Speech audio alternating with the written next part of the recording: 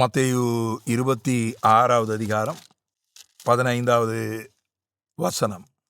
நான் அவரை உங்களுக்கு காட்டிக் கொடுக்கிறேன், நீங்கள் எனக்கு என்ன கொடுக்கிறீர்கள் என்றான். அவர்கள் அவனுக்கு 30 வெள்ளிக்காசை கொடுக்க உடன்பட்டார்கள்.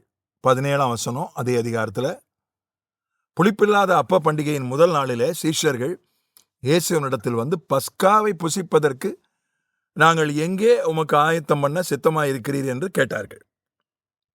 இங்கே 2 கேள்விகளை பார்க்கிறோம்.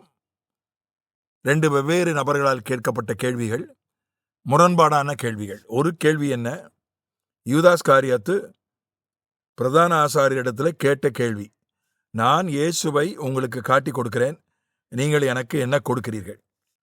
தவறான நபரிடத்தில் தவறான கேள்வி கேட்கப்பட்டிருக்கிறது. எனக்கு என்ன கொடுப்பீர்கள்?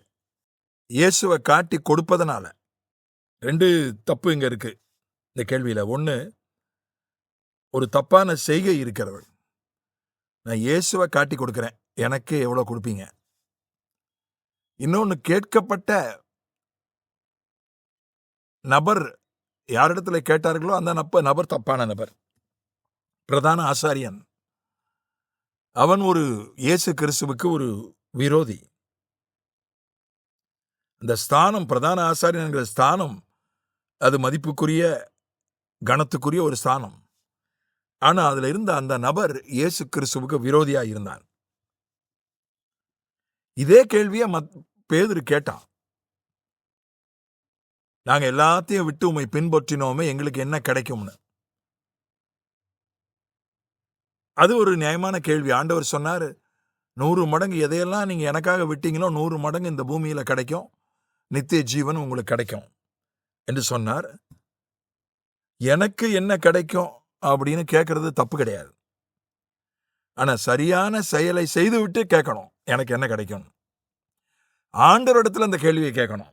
மனுஷங்கிட்ட போய் நான் அதை செஞ்சேன், இதை செஞ்சேன், இதை செய்ய போகிறேன், அதை செய்ய போகிறேன், எனக்கு என்ன தருவீங்கன்னு மனுஷங்கிட்ட போய் கேட்பது அது நல்லது அல்ல, அது சரியானது அல்ல. இன்னொரு கேள்வியை இன்னொரு தரப்பார் கேட்கிறாங்க, நாங்கள் எங்கே ஆயத்தம் பண்ண சித்தமாயிருக்கிறீர்? அதுலேயும் சுயநலம் இருக்கிறதான்னு கேட்டால் இருக்கு. ஏன்னா பஸ்கா பண்டிகையை கொண்டாடுவது என்பது அவர்களும் சேர்ந்து தான் கொண்டாட போகிறாங்க. அதுவும் இயேசு கிறிஸ்துவோட கூட பஸ்கா பண்டிகையை கொண்டாடுறது. பஸ்கா பண்டிகை யூத பண்டிகைகளிலே மிக முக்கியமான பண்டிகையில் ஒன்று. அதுவும் இயேசு கிறிஸ்துவோடு பஸ்கா பண்டிகை கொண்டாடுவது, அது எவ்வளோ பெரிய பாக்கியம், எவ்வளோ பெரிய ஆசீர்வாதம். அதனால எங்கே பஸ்கா பண்டிகை கொண்டாடுவது உம்முடைய சித்தம், எந்த இடத்துல அதுக்கான ஏற்பாடுகளை செய்யணும் என்று கேட்கிறார்கள். சரியான இடத்துல கேட்கிறார்கள், சரியான கேள்வியை கேட்கிறார்கள். அப்போ ஆண்டவர் சொல்றாரு, நீங்க இன்னான் இடத்துல போய், நீங்க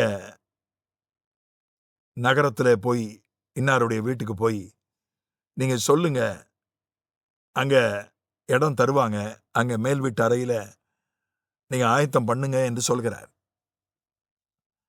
அதனால சுயநலம் என்பது, அதாவது எனக்கு என்ன நன்மை கிடைக்கும் என்று கேட்பது, எனக்கு நன்மையை நாடுவது ஒன்றும் தப்பு கிடையாது. என்னுடைய நன்மைக்காக மற்றவர்களுக்கு நான் தீமை செய்யக்கூடாது. அது யூதாஸ் காரியாத்து. ஆண்டவரை காட்டி கொடுத்து தனக்கு ஒரு நன்மையை கிடைப்பதற்கு அங்கே கேள்வி கேட்டான். அது பிறர் நலத்தை பாதித்து சுயநலத்தை தேடுவது.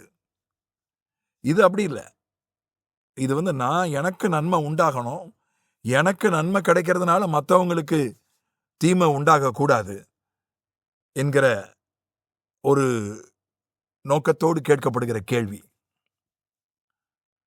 பிறர் நலத்தை பாதிக்காத சுயநலம் தவறு அல்ல. சுயநலத்தை பாதித்து பிறர் நலத்தை நாடுவது என்பது அது ரொம்ப உன்னதமான ஒரு விஷயம், அது மேன்மையான விஷயம். அதற்கும் சில நேரங்களில் ஆண்டவர் நம்மை அழைக்கிறார். ஆனா எனக்கு நன்மையே வேண்டாம்,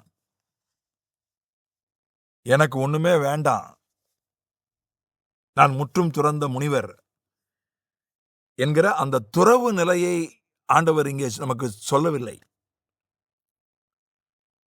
எனக்கு நன்மை கிடைக்கணும், யாருக்கும் தீமை செய்யாம எனக்கு நன்மை கிடைக்கணும், சரியான நபரிடமிருந்து எனக்கு நன்மை கிடைக்கணும், தேவ சித்தப்படி எனக்கு நன்மை கிடைக்கணும். இந்த ஒரு வழியிலே நாம் சென்றால் நமக்கு என்றுமே பாதுகாப்பு, ஆசீர்வாதம், சமாதானம். ஆமென்.